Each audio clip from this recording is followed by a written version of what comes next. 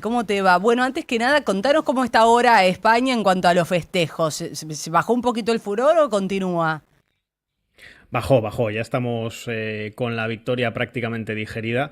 Debo decir que en cierta medida a veces parece que las celebraciones en torno a esta selección española, ya pasó en la Eurocopa del año 2024, se parecen un poco a la propia selección, ¿no? En cuanto al juego. Es una selección que juega de una forma muy relajada, muy tranquila y muy lenta, incluso se podría decir, y a mí me da la impresión que la celebración ha sido un poco también así, es decir, se ha celebrado, por supuesto, ha habido un par de días de festejos en todo el país, lógicamente, y hubo además mucha gente que, miles y miles de personas que lo vieron en las plazas de las distintas ciudades, pero la realidad, yo tengo que decir, no sé si es porque era pequeño, entonces era un preadolescente, pero yo he notado que el festejo ha sido muy inferior ahora a como fue en el año 2016, 2010. Entiendo que influye que en aquel momento fuera la primera Copa del Mundo y la segunda nunca sabe igual de bien, ¿no?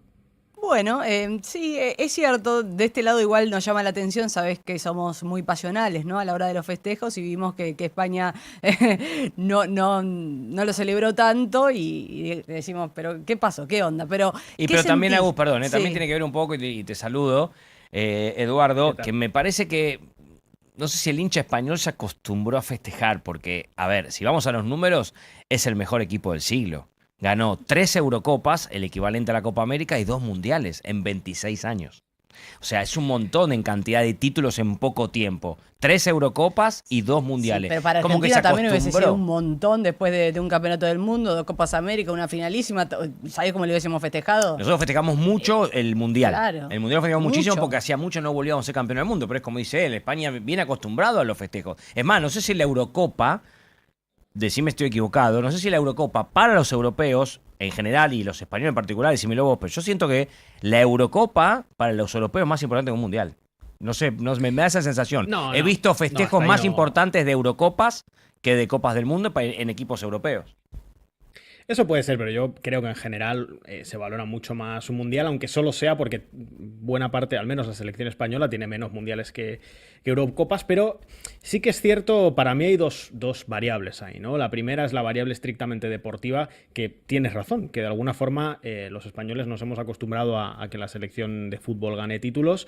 O sea, hay que recordar que cuando España gana la Eurocopa del 2008, antes de celebrarse esa Eurocopa del 2008, el palmarés de la selección española era 0 mundiales y una Eurocopa. Exacto. Es decir, España antes del 2008 realmente no había ganado nada en términos futbolísticos y desde entonces se consiguen 3 de las 4 Eurocopas que tiene la selección española y los 2 mundiales. Sí, y además Entonces, 2008, efectivamente, 2008 Eurocopa, 2010 Mundial, 2002 Eurocopa. Metieron tres al hilo.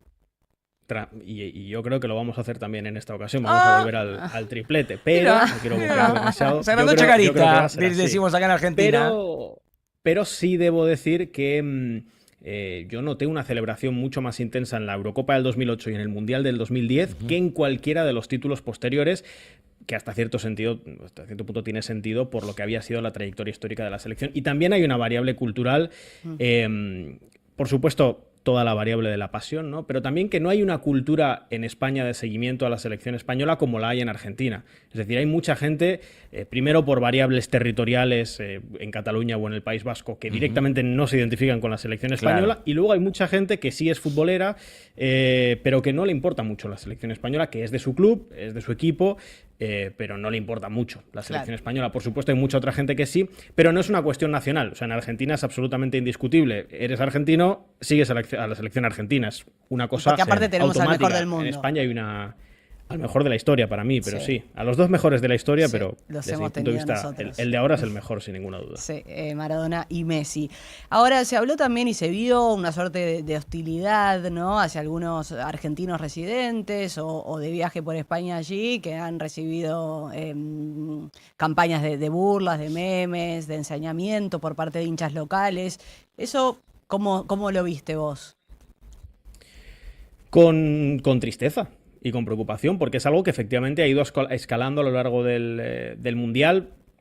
A ver, hasta cierto punto es normal que pueda haber dentro de una competencia como esta un pique entre las dos mejores selecciones del mundo. Es normal. Es decir, no hay nada raro entre que haya un pique con el Cucu Cucurella o con decir que la selección argentina está muy envejecida. O sea, piques deportivos, estrictamente futbolísticos, que era lo que había al inicio del Mundial. A mí no me parecía que tuvieran nada de malo, evidentemente, pero es cierto que en los últimos días, y sobre todo después de que Argentina eliminara a Inglaterra en las semifinales, es algo que ha escalado por completo. Dentro de España específicamente se han producido incluso actos que son directamente de violencia, incluso de presión en algunos casos, incluso a nivel laboral, de argentinos que viven y que trabajan en España y que han tenido que enfrentar situaciones bastante desagradables en su puesto de trabajo. Y a nivel internacional, yo creo que se ha desplegado una campaña anti-argentina, en muchos casos incluso diría que xenófoba, pero en la mayoría de los casos seguro bastante ignorante, es decir, de desconocimiento por completo de cómo funciona la sociedad o la política en Argentina, que creo que tiene una explicación en parte política. Yo creo que es innegable que el gobierno de Milei le está haciendo un daño descomunal a la imagen internacional de Argentina, sobre todo considerando cómo era vista anteriormente, antes de que Javier Milei fuese presidente de Argentina, cómo era vista Argentina en Europa o en España, como una sociedad pues con sus fallas o con sus carencias, pero una sociedad con muchos elementos a destacar en contraste sobre todo con el resto de países de América Latina, sobre todo en relación a la educación o a la salud, y con una trayectoria en política exterior más o menos respetable, con toda una serie de presidentes, desde los Kirchner hasta Macri o Alberto Fernández o presidentes anteriores, que más o menos habían proyectado una imagen de Argentina como un Estado normal, y que eso se rompe con Milei. Y creo que esa ruptura, que le hace mucho daño a Argentina a nivel internacional, ha sido utilizada como excusa por sectores dentro de España fundamentalmente, pero también en Europa y en América Latina, para atacar al pueblo argentino directamente con campañas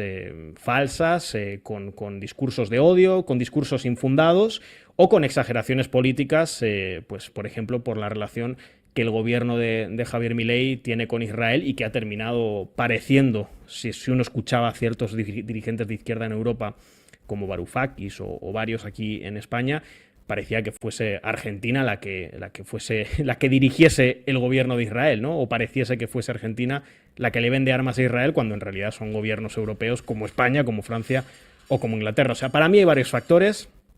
El factor futbolístico ha estado desde el principio del Mundial y es un factor sano hasta cierto punto. Y luego hay un factor político agravado por la imagen que Javier Milei proyecta de Argentina en el mundo, pero agravado también por un especial ensañamiento de sectores de la izquierda y de la derecha en Europa y en España y en Estados Unidos, que han directamente mentido. Sí. Se ha hablado del racismo, nos se ha hablado de racistas, en fin, claro, de muchas cosas que son... Estamos lejos de serlo.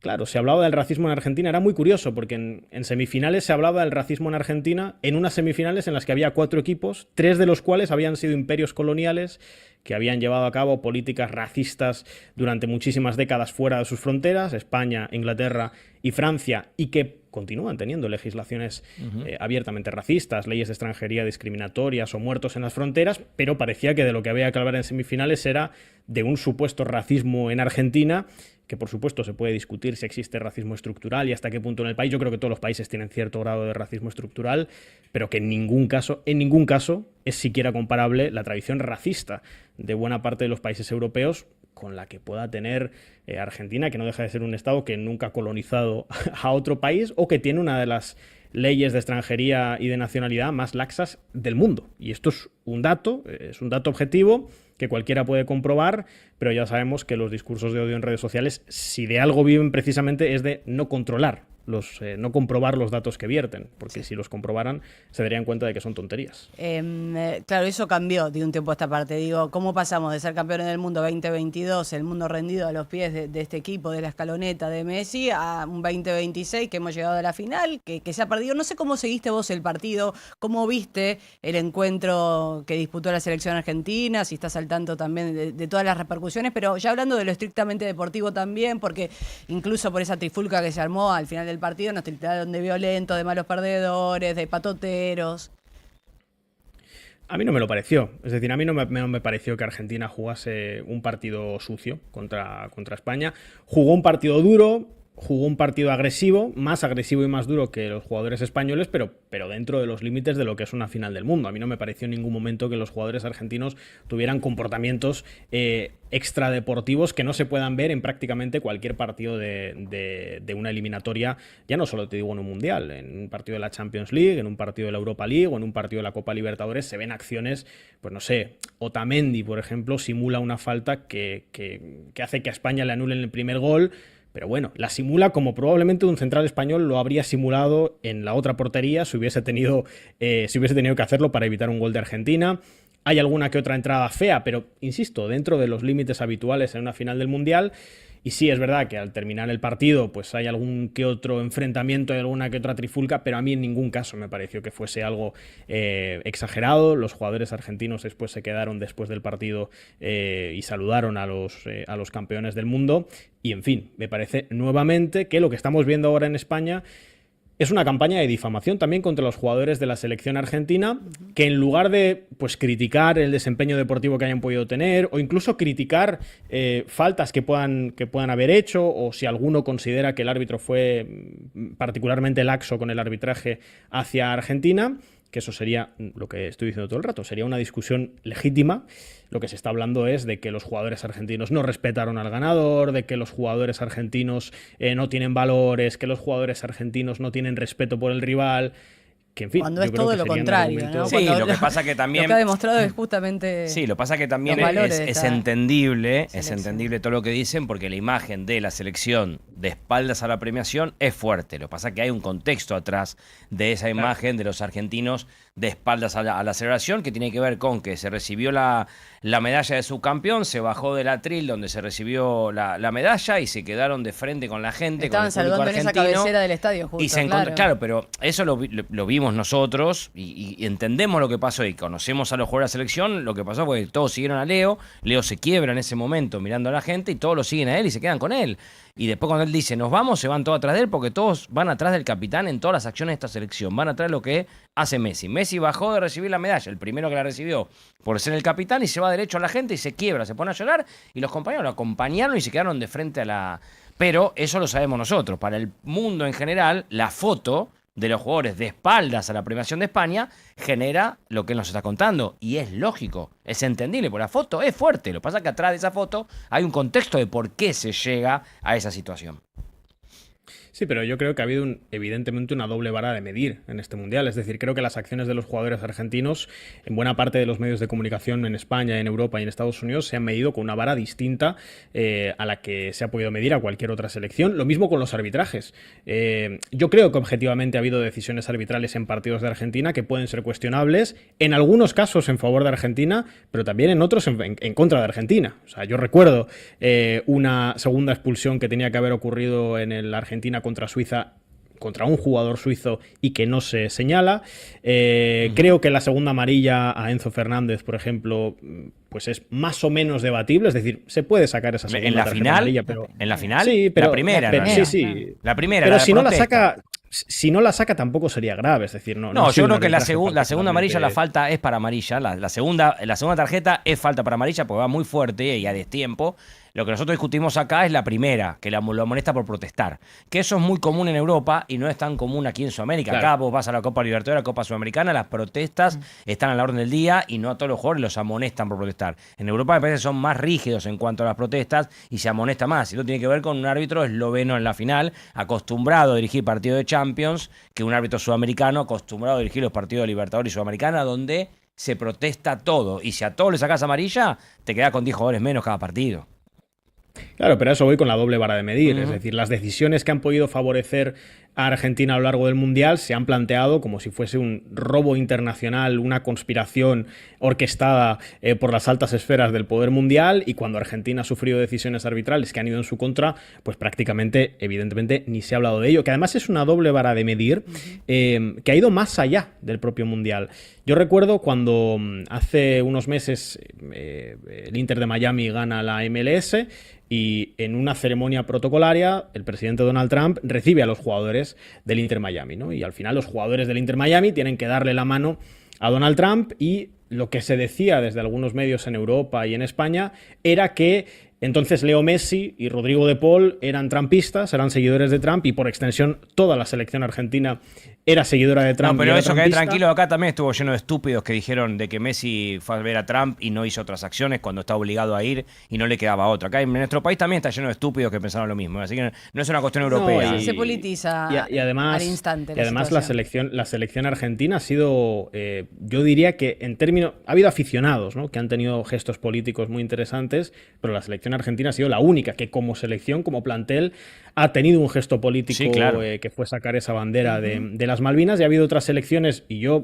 hablo de lo propio, es decir, sí, durante la celebración de la Copa del Mundo, Donald Trump ha atacado sistemáticamente tanto al pueblo español como al gobierno de España, y los jugadores de la selección española no han hecho absolutamente nada. No han dicho absolutamente nada sobre Donald Trump, no han dicho absolutamente nada sobre Estados Unidos, y lo que se ha planteado en muchos medios españoles y europeos es que, claro, que no era el momento para sacar la bandera de las Malvinas, ¿no?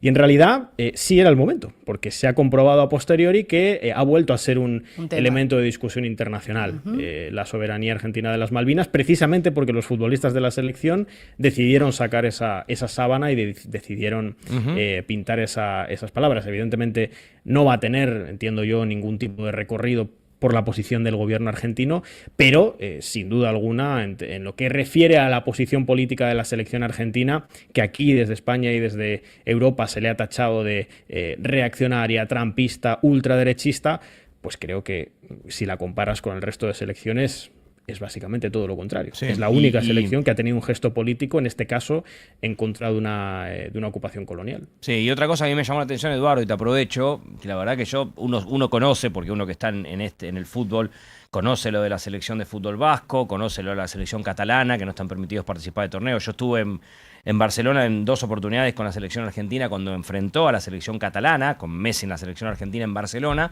Pero a mí me ha llamado la atención la violencia de algunos grupos separatistas vascos el día de la celebración del festejo, atacando a españoles celebrando el título. A mí me llamó muchísimo la atención porque no sabía el grado de violencia que había para atacar españoles vascos a españoles que estaban festejando el título, todos con remeras verdes. Y después entendí leyendo que son grupos separatistas vascos que empezaron a atacar a los españoles que estaban celebrando el Mundial.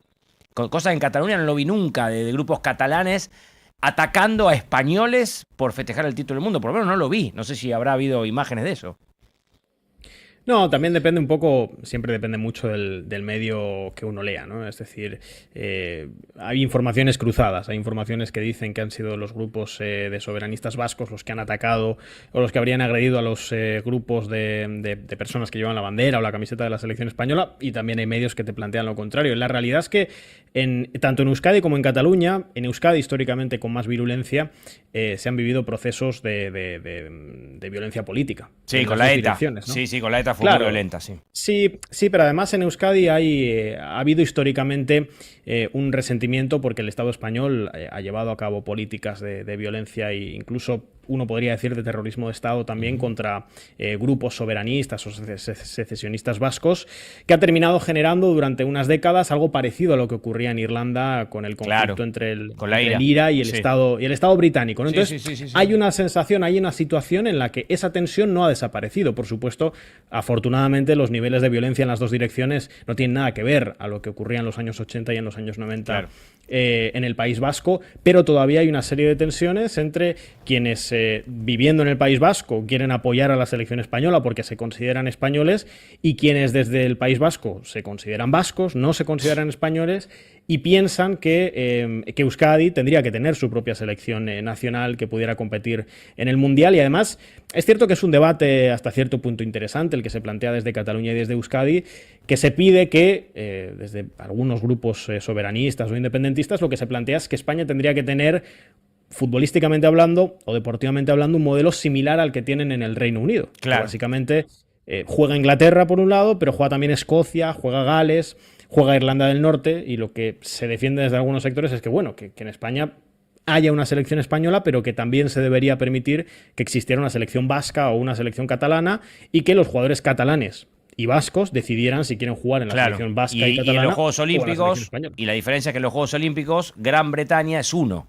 Ahí en los Juegos Olímpicos Claro. no participa Irlanda por separado, no participa Gales, no participa Inglaterra, entonces todo es Gran Bretaña, todos representan a la isla completa, digamos. Bueno, eso pues, se puede hacer algo similar con el caso español, ¿no? Que en el fútbol vayan por separado, pero que en los Juegos Olímpicos representen todos solamente España. Pero bueno, es una discusión a futuro.